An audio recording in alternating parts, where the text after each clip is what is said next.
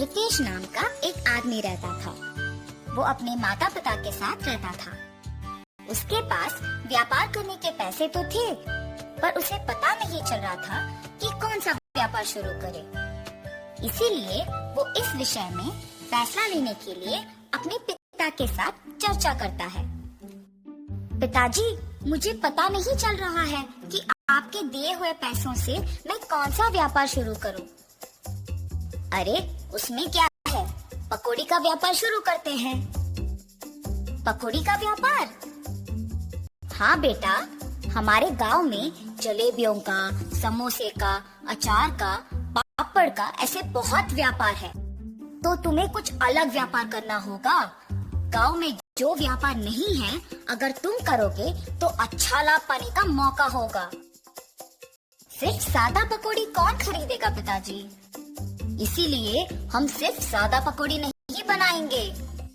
तो फिर हम सादा पकौड़ी में साथ साथ चिकन पकौड़ी, फिश पकौड़ी, मिर्ची पकौड़ी, आलू पकौड़ी, प्याज के पकौड़ी, अंडे के पकौड़ी जैसे अलग अलग तरह के पकौड़ी बनाएंगे। ऐसे हमारा व्यापार को बहुत लाभ मिलेगा। रितेश को अपने पिताजी के बात सच लगे, परंतु मुझे इतने प्रकार के पकौड़ी बनाना नहीं आता है ना पिताजी। मुझे भी तो बनाना नहीं आता। हम खुद इन सब के विधि बनाएंगे और इसके लिए तुम्हारी माँ भी सहायता करेगी। ऐसे कहकर रितेश के पिताजी रितेश को प्रोत्साहित करते हैं। फैसले के अनुसार पकौड़ी को बनाने के सामग्री रितेश खरीद के रसोई घर में इकट्ठा कर रहा होता है कि उसके पिताजी पके हुए अंडों को 2 हिस्सों में काट रहे होते हैं और रितेश की माँ पकौड़ी के लिए बेसन का मिश्रण तैयार कर रही होती है। बनाए हुए मिश्रण को 6 अलग अलग बर्तन में बराबरी से रितेश की माँ डालती है। रितेश के पिताजी पहले बर्तन में कटे हुए अंडे, दूसरे बर्तन में कटे हुए प्याज, तीसरे बर्तन में कटे हुए मिर्ची, चौथे बर्तन में कटे हुए आलू, 5वें बर्तन में कटे हुए केले और छठी बर्तन में कटे हुए चिकन के पीसेस डालते हैं और फिर एक एक करके उन सारे अलग तरह के पकौड़ी को तेल में तलते हैं। रितेश जब पकौड़ी का स्वाद देखता है तो उसको बहुत स्वादिष्ट लगता है। फिर वो अपने पिताजी के बातों को सच मानकर पकौड़ी के व्यापार को दृढ़ निश्चय से शुरू करता है। ऐसे शुरू हुआ था रितेश की जीत की कहानी। 15 साल बाद वही पकौड़ी का व्यापार रितेश को सिर्फ अमीर ही नहीं बल्कि बहुत घमंड और कठोर बना देता है। दूसरी ओर रितेश के पिताजी को बहुत दिनों से ठीक से दिखाई नहीं दे रहा था और सुनाई भी नहीं दे रहा था। इसीलिए वो रितेश को चिकित्सा करवाने के लिए पूछने की प्रयत्न करते हैं, पर रितेश कभी उनको समय ही नहीं देता था।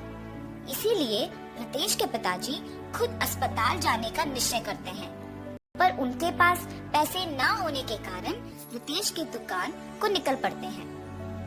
अरे रितेश बेटा, कुछ दिनों से न कुछ ठीक से दिखाई दे रहा है, न कुछ सुनाई दे रहा है। चिकित्सा के लिए 3000 रुपयों की जरूरत है। थोड़ा मदद करो ना बेटा। क्या 3000 रुपए? उतने पैसे तो मेरे पास नहीं है।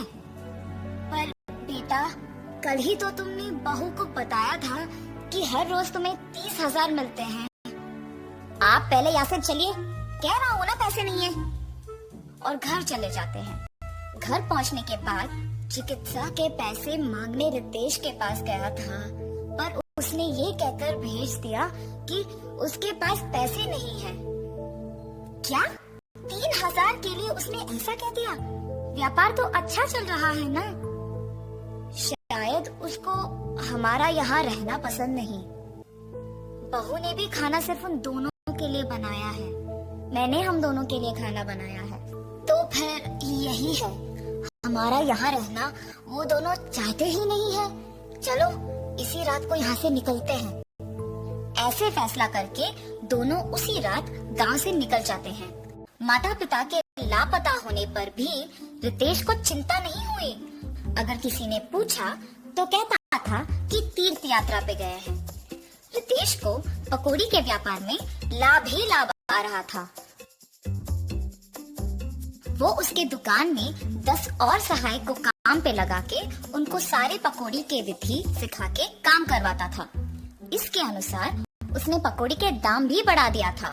मिर्ची पकौड़े 5 रुपए के 10 पीस, प्याज के पकोड़े 8 रुपए के 10 पीस, आलू के पकोड़े 10 रुपए के 10 पीस, अंडे के पकोड़े 15 रुपए के 10 पीस, चिकन के पकोड़े 20 रुपए के 10 पीस और मछली के पकोड़े 25 रुपए के 10 पीस।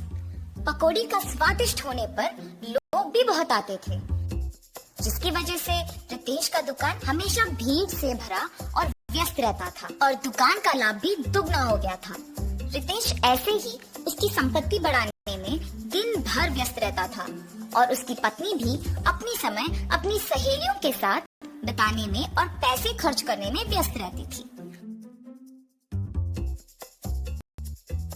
और उनके बच्चों के साथ भी ज्यादा वक्त नहीं बिताती थी। बच्चों के देखभाल के लिए एक ताई को रख के वो चली जाती थी। रितेश व्यापार और संपत्ति के मोह में पड़कर दोस्तों के साथ वक्त गुजारता था और उसकी पत्नी उसके सहेलियों के साथ वक्त गुजारती थी। इस वजह से उनके बच्चे बहुत लापरवाही से पले बड़े। रितेश अपने बच्चों को अनुशासन से नहीं बड़ा कर पाया और अपने बीवी को उसके शौक से दूर नहीं रख पाया। अब रितेश के साथ प्यार से 2 बातें करने के लिए भी कोई नहीं था। उस समय में उसको उसके माता पिता की बहुत याद आती है। मैं कितना मूर्ख हूँ, प्यार से देखभाल करने वाली माँ और जिस व्यापार को इतने जिम्मेदारी से देखभाल कर रहा हूँ उसका मार्गदर्शन करने वाले पिताजी को मैंने अनादर किया है। न जाने वो कहाँ हैं, क्या कर रहे होंगे। मैं तुरंत उनको ढूंढ के घर वापस लेके आता हूँ। रितेश अपने माता पिता को ढूंढने अपने कार में निकल जाता है। गांव में ढूंढते ढूंढते उसको अपने माता पिता गंदे फटे हुए कपड़ों में नजर आते हैं। ये देख रितेश भाग के उनके पास जाता है और कहता है, आप ऐसे कैसे? ये सब मेरा ही गलती है पिताजी, मुझे माफ कीजिए और कृपया मेरे साथ घर चलिए माँ। रितेश को अपने गलती का एहसास होता है और वो अपने माता पिता के साथ घर वापस आता है। अपनी पत्नी को बोलता है कि आज से जो भी होगा माँ के अनुसार होगा और व्यापार का सारा संपत्ति अपने पिताजी के हाथ कर देता है। रितेश सिर्फ सहायकों का और पकौड़ी के विधि का देखभाल करता है और उसकी पत्नी बच्चों का देखभाल और पढ़ाई का ध्यान रखती है। सुख संपत्ति और परिवार का प्यार पाके सब सदा खुश रहते हैं।